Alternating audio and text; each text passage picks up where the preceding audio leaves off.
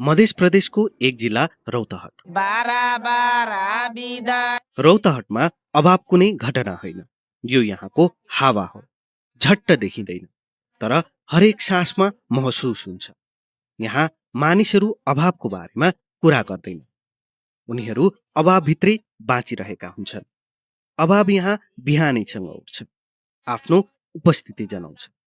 पानी तान्दा, भात पकाउँदा र अन्य कुनै काम गर्दा हरेक निर्णयमा अभाव पहिल्यै पुगिसकेको हुन्छ। मानौ कि यो सर्वव्यापी छ। केही चाहनाहरू पर्खिन सक्छन्, तर केही आवश्यकताहरू पढ्न सक्ने क्षमता, बोलिने भाषा बुझ्ने अवसर र सम्मान साथ अघि बढ्ने स्वतन्त्रता पर्खन सक्दैनन्। जब यी कुराहरू उपलब्ध हुँदैनन्, त्यो अभाव हुन्छ। नदेखिन तर गहिरो। यहाँ हुर्केका बालबालिकाले पहिले जिम्मेवारी सिक्छन्, पछि सपना देख्छन्। यहाँ बाल्यकाल छोटो हुन्छ, किनकि अभाव धैर्य गर्दैन, न कुनै विश्राम लिन्छ। यस्तै अभाव बीच रौतहटको झिङघडियामा हाम्रो कथाको पात्रको जीवन व्यतीत हुँदैछ। कृष्णनन्दन राव सधैँ साथमा रहने छाया जस्तै अभावसँगै लडेर हुर्केका हुन्। कृष्णको घर सानो छ, ठाउँ थोरै तर हात खुट्टा धेरै। 6 जनाको परिवार छ, आमा, बुवा, बहिनी र 3 दाजुभाइ। घरमा एउटा सानो खोर छ र बाहिर एउटा सानो भान्सा। यी विवरणहरू कुनै प्रतीक होइनन्, यी तथ्य हुन् जहाँबाट कृष्णको जीवन सुरु हुन्छ। कृष्णको बुवाले देशमै मजदुरी गरे, तर आम्दानी पुगेन। अर्को एक पात्र जसलाई देशको कमाई भन्दा विदेशको पीडा आरामदायी लाग्यो। त्यहाँ काम थियो, तर सुरक्षा थिएन। घर फर्किँदै गर्दा उनीमाथि आक्रमण भयो। घाँटीमा लागेको चोट आज पनि उनको शरीरसँगै बाँचिरहेको छ। गरिब आदमी बारे घाँटी काटेको, टाउकोमा बोक्दैन। काम गर्न मन छ, तर शरीर अब पूर्ण रूपले साथ दिँदैन। यद्यपि उनी अर्काको खेतबारीमा बालीनाली लगाउने, मल छर्ने र अर्जेको केही पैसा घर ल्याउने गर्छन्। उनको आफ्नो कुनै सम्पत्ति छैन, त्यही एउटा सानो घर र घरको जग्गा, न कुनै खेत न कुनै लगानी। यसैसँग घरको जिम्मेवारी बिस्तारै छोरातिर सर्दै गएको छ। भाइ विवाह गर्दैछन्, विदेश जाने तयारी छ।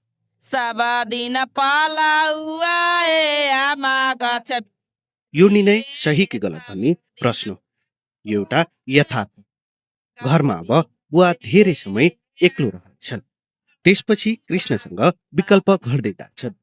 शिक्षा मात्र छ आफ्नो परिवारलाई सपार। कृष्णको घरमा बोलिने भाषा बजिका। बूढ़ हो गेल कि अब हमरा से ना शक्ति परले करेला।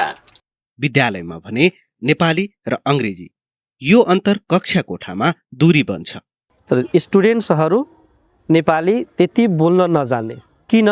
किनकि हाम्रो 10 to 4 मात्र स्कुलमा हुन्छन् नेपाली। जस्तैमा टिचर गएको बेलामा नेपालीमा कुराकानी गर्ने, टिचर निस्किसके पछाडि आफ्नो साथीसँग पनि बजिकामा कुरा गर्ने हो, घर गइसके पछाडि बजिकामा कुरा गर्ने हो भन्न खोजेको। जस्तैमा त्यसमा त प्र्याक्टिस त नेपालीमा भएन, बढी केमा भइहाल्छ त बजिकातिर भइहाल्छ। बुझ्न समय लाग्छ, मेहनत गर्छन्, तर परिणाम सधैँ बराबर हुँदैन। गभर्नमेन्टबाट नि पढेको 1 देखि 10 सम्म, अनि त्यहाँ जाँदाखेरि बोल्न पनि गाह्रो, एकदमै नबोल्न आउने गरी।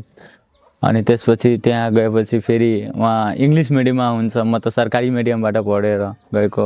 इङ्ग्लिस पनि नलेख्ने आउने गरी, त्यस्तो इङ्ग्लिसमा फेरि केही नबुझ्ने।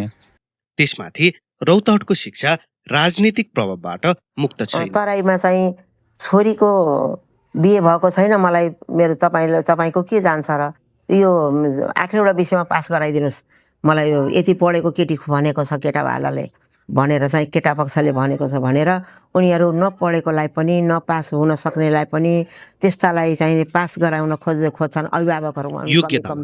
पहुँचवालाले अवसर निर्धारण गर्छन्।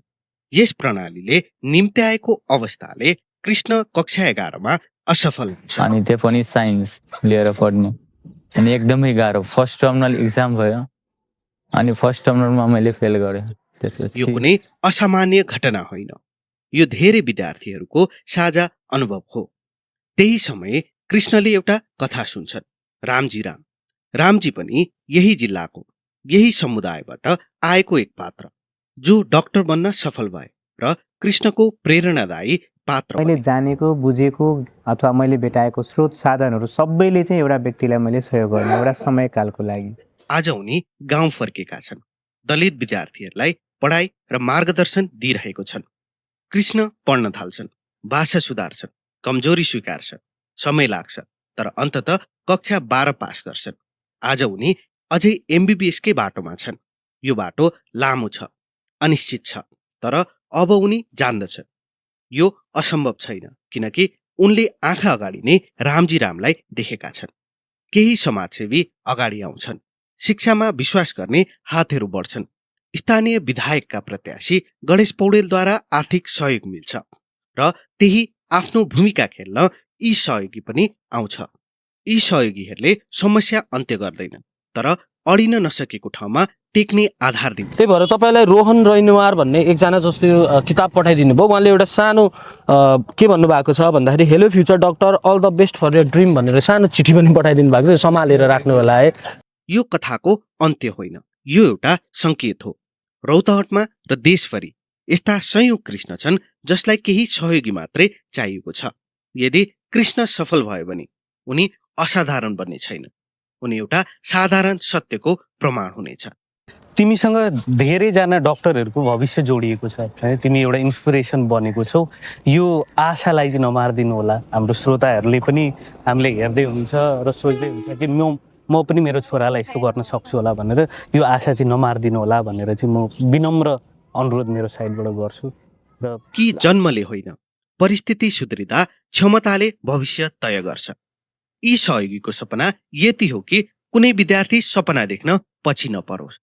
हाम्रो यो सानो सहयोगका कारण देशले एउटा डाक्टर पाउनेछ, एउटा परिवारले सहारा पाउनेछ, समुदायले सम्मान पाउनेछ र हामीले मनको सुख पाउनेछौँ।